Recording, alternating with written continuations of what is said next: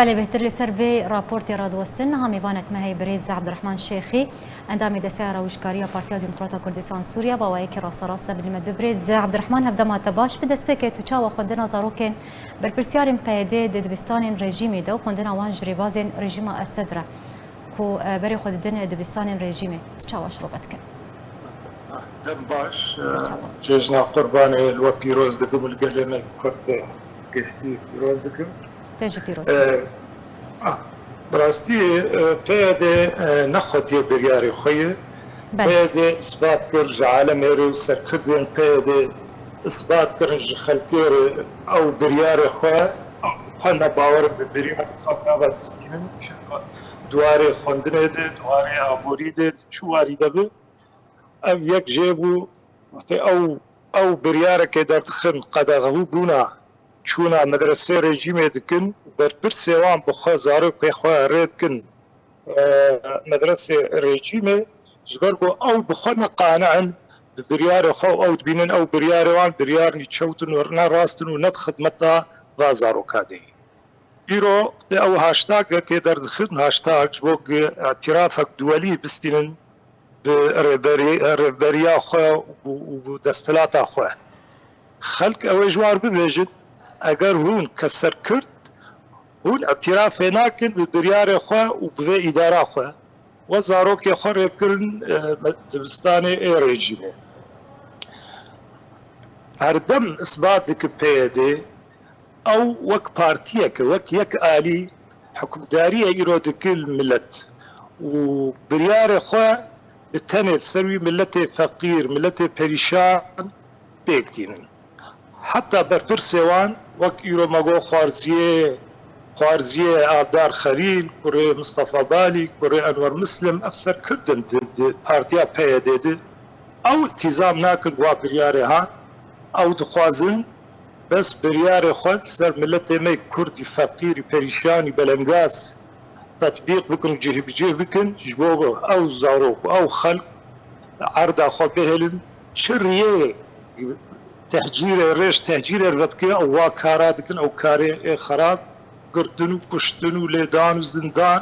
وحتى باش بريز شيخي يعني لسر ندام بيدانا بربرسارن بيدي بخوا لسر ربازا خوندني يا ايديولوج كريكر يعني لسر خلكي فرز دكا لسر امبيجن مالباتن خوندكارن كرد لروجاوای کردستانی فرد کاکو زاروکم خو بشینن دبستانین ین پیادیان جوی ربازا پیاده او بخو زاروکم خو بشینن ین رژیم اسد يعني بخو ندام پیدانه جاری بر پرسیارن پیاده کو او اعتراف بخو بوی ربازا ایدئولوژ کری ناکر يعني افيك شو معناك شو واتيك جير هي دما کو زاروکم خو بشینن و رگری الخلکیت کن جبرگو او زانون او جبرگو او زانون استماواني آخوندنين ناس يستمك معترف نكار بتكاري بكن بشروجي بازن زاروك ملت كرد زاروكني جاهل دركن زاروكني سبب بكار بخوندن او شهاده عن شهادني اعتراف بينه كرم او تخوازن جيلكي غشيم جيلكي بخوندن پیدا بكن ناف كرداج بو او كارم بهتر وان كار بينج بو او كار خو وان سبا ريكن جيه وهرن عسكريه وهرن عسكريان اواني نجار خوازن او خلق بيكار لأو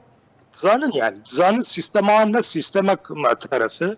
مجبر فيها يزاروك يخرج كن مدرسه رجيمه وافجي دليلك انه او تكليا تم هيئه نابينا واد ونابينا رجيمه ادارات نمعترفه ادارات كسكي اعتراف بينكري هر شيء نمعترف باش بري شيخي باش تشتك درد هي لسر سيستمي خوندني يا دريبازن رژیم اسد يعني قرا سي بريار ستاندنا پیادي درخصيد في درباري ده دبي هر فرمانبرك يعني كسك موظف د ريفبريا پیادي ده د ريفبريا ويده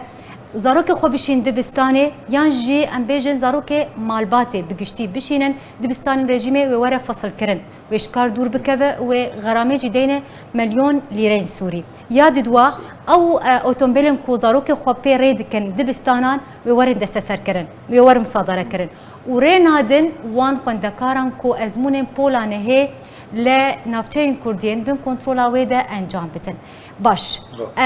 سه بریار درخستنه لسر خلکه فرض کرنه لسر موظف خوشی فرض کرنه لی برپرسیارن پیده زاروک خورید کن دبستان رژیمه پیوست لگوری وان هرسی بریارن پیده کو درخستیه چه لسر برپرسیارن پیده وره بجی کرن لگوری ناریناته برچه ناین محاسبه کرن نایم محاسبه کرن جبرگو اف شبکاکن اف وان او خودیه وی بریارینه اف لجنانه تشكريجي او لجنانه خلقه محاسبه بك او كسي فقير كسي بلانغاز بمحاسبه كرن نا او اي بربرس نا محاسبه كرن او تزانن وقت مشترقو ما مسلم او تزانن باف سيستم اواني خوندنه نا معترفه كسي اعترافه بيناك سيستمك نا معترف ايوان او تبينن زاروک خور ناک زاروک وان اوروپانو زاروک وان درن زنگه شامه زاروک خور ردکن مناطق دن آدن چلو ایرد نفسه هرمه كده او حكم دکن سه پروگرام خوندن لیانه رقای دیرا زوره و لحافظه حسنه که نو کفدوی لهرمه کردی نو کفدوی نه نفسه او سیستمیه الدستلات حمی کاره شاشتیه اعتراف نفي رنجيهان تكرن نخوندنان اعتراف بيدبي نسيستمان اعتراف بي نقانونوان بي اعتراف بي نبرياريوان كس اعتراف نك في سلطان الدستلات دستلاتا بارتيه كي بارتيا بريدي او الخناف الخدكن اداره ذاتي او ناف ندل خدكن كسوينا فيدوان نابينه خلق بينن بارتيه كي وباسكه كيش باسكه بككي وبككي جيل جنب قالك دولتها ناسين بچی يعني باش يعني ده هر جار قالك سلوغان وهنا سلوغان وي تايبت خوندني بزماني كردي وتكازيه لسر زماني دايك دكابي ويستا جرينجي وردان لسر زماني كردي لاليه كي ريغريه الخندكاران دك روجافاي كردستاني ريناد وان كو بردوامي خوندنا خو بيم تايبتي لريبازا ريجيم اسد لي بربرسيار وان زاروكن خو دشين ين رژیم و اشکره بویه باش یعنی پیش اشکره کرنا ویک کو هاتی اشکره کرن برپرسیارن پیدا زاروکن خود چینین رژیم و لالیه کی لسر خلکی قدغت کن او برپرسیار بخوا قدغت کن لسر خلکی کو نرن دبستان نظام و بتشروي و ربربويه كردن روجافاي كردستاني ببن بريز شيخي بتايبت بشتي اشكر كرنا فيك وزاروكن وان دبستان رژیم تخوينه راست ما مست او نما جبرت تشتي خو خديت كن از اشكرب بجم او نما او زاروك خلقه دكوجين زاروك خلقه بشد دروين زاروك خلقه وندا دكن وروجاد داجي جعلت مشن وكانه نوعا او كاري هاكلي نما اف جماعات فدي ناكن جبر كاري خو ادن او خلقه اتهام دكن انه زمانه دايك زمانه كردي خددن الي نه اجي بشاشتي او علي غير خرد بيش غير زاني بانه شاش بوت نوان ام ند جي زمانه كردين 6 سالي ام دوزا زمانه كردي دكن دبستان كردي دكن ونا كيف ما قلت يجي سيستم ريجيم ارتي و بروجرام يا خوندنيري لمرسلا اعتراف وناعتراف مرسلا او دخوازن سيستم خوي ايديولوجي فرق بكل سر خلقي سر ملت كرد خلق برای خود دن مدرسه اعتراف دولي هبس به افزاروب در کفج درو خوندنا خود تمام بکی و شهادات بلنتر بستینه خوندنا بلنتر بکی موضوع نه موضوع زمان کردی نه زمان کردی او خلقیت خابین با شعارات و گوتنان باش اثبات بکن زاروک بر پرسیوان زاروک بر پرسیوان در رسریجی خلقیت اثبات بکن انه خوندنا من نخوندنا بعترف وكس اعتراف بيناك وبقى زاروكي خريتك والسبع جوا فتواك شخور دوينن يعني انه حريتها بشخصي او كروي حاله خدش وشخور تسجيل كريم او فتوى عبرن او وشتنا تكونوا فاديناك جبر كشتنا خو جبر مرسلات شونا زاروكي كي خو دبستانا ريجيمي باش جمال داوود برسیار برز شیخ یعنی به فرسکرنا ریبازا پیدا یا ایدئولوژی کری لسر خواندکارن کرد لروجاوای کردستانی حتی ها اف سیستم خواندنی ایدئولوژی کری چه زیان به نفش نو ین کردن روجاوای کردستانی گهاندیه حتی چرا ده که تعدل وان کریه راست وقت شنو مجازن ذكر رجيما بعث مسألة إيديولوجية حزبها بعث شنو تخص سر زاروكا ومسألة طلائع وشبيبة نفسها وهي بروغرامية أجي شاشتيك غلطيك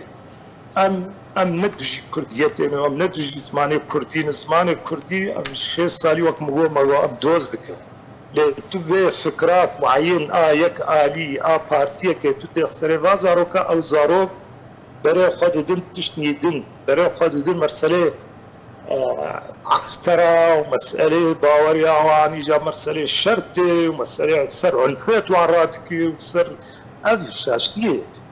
سيستما خواندنه للدنيا تبي على قد ايديولوجي على قد بروغرامك معين اي بارتيا كتاخي وخواندنه تو الدنيا تبي اف جم انظمة استبدادي تاني هي تأليها سروك وتأليها رئيس سلطة أغاد منهاجة استبداد هي جم خلقه پیشکتی تنو أو تبجن أم إدارات ذاتي ديمقراطينة أم توازن ملت خضع عن ديمقراطيتي كاو ديمقراطياتات فكراك هيك آلي تتخسر غازارو كيهان بله زور سپاس جبو میوانم برهز عبدالرحمن الشيخي اندام دسته روشکاری یا پارتیا دموکراتا کردستان سوریا ایروت میوانم بول سر به بابت زور سپاس لسر آمده بوناته